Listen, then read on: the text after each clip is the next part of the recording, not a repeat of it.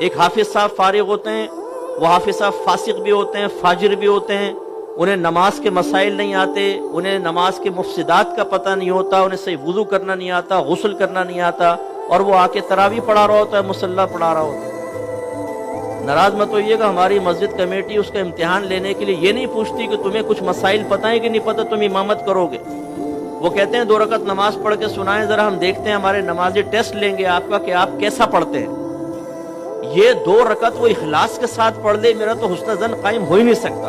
میرے استاد محترم کر لیں تو الگ بات ہے، میں تو کر ہی نہیں سکتا ہوں، کیسے کریں حسن زن؟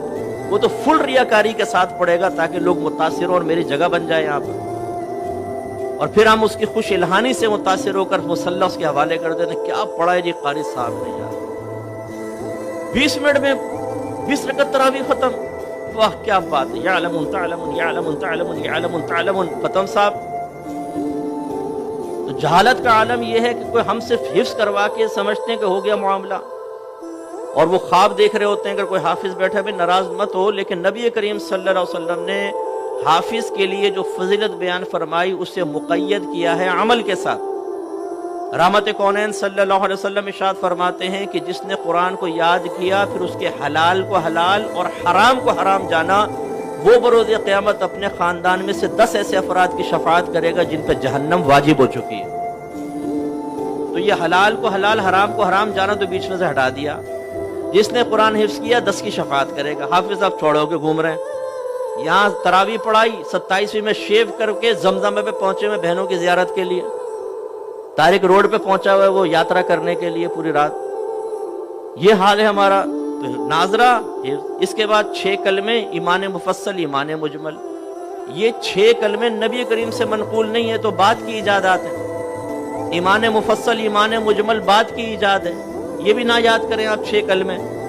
یہ جو بے وقوف قسم کے بعض لوگ ہوتے ہیں جو ان 6 کلموں کو کسی انسان کے مذہبی ہونے کا معیار قرار دیتے ہیں۔ اچھا دوسرا کلمہ سناؤ ذرا، آپ نے سنا؟ ہاں ٹھیک ہے ٹھیک ہے ٹھیک۔ اچھا چھٹا کلمہ سناؤ، سنا دیا، واہ واہ ماشاء اللہ بھائی، اس کلمے سے کیا ہوگا؟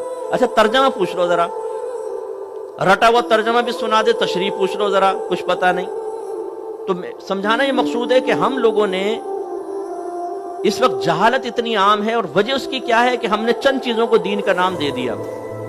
ہمارے مدارس کے اندر جو حفظ قرآن کے اس میں بھی ایسے ہو رہا ہے کہ بچوں کو حفظ ناظرہ کروا دیا، اس کے بعد مسائل نہیں۔ نتیجہ نکلتا ہے کہ معاشرے میں جہالت کی وجہ سے بگاڑ پیدا ہوتا ہے۔ سب سے بڑا بگاڑ علم کی کمی کی بنا پر۔ آپ کے نبی کریم صلی اللہ علیہ وسلم نے فرمایا طلب العلم فریضۃ علی کل مسلم، علم کا حاصل کرنا ہر عاقل بالغ مسلمان مرد و عورت پر لازم ہے۔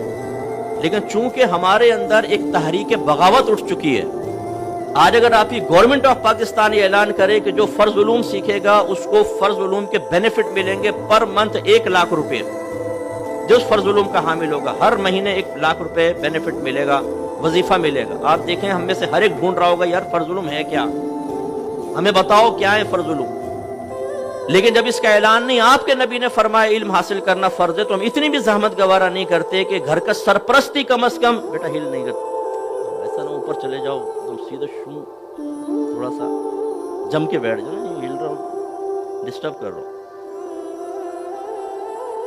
تو گھر کا سرپرست بھی اس چیز کو سمجھنے کے لیے تیار نہیں ہے کہ مجھے علم سیکھ کر اپنے بچوں کو سکھانا چاہیے، وہ بھی بیچارہ ایسے ہی ہے۔ تو نتیجہ یہ ہے کہ ہمارا آج معاشرے کے اندر جو بگاڑ نظر آتا ہے اس کی بہت بڑی وجہ جہالت ہے۔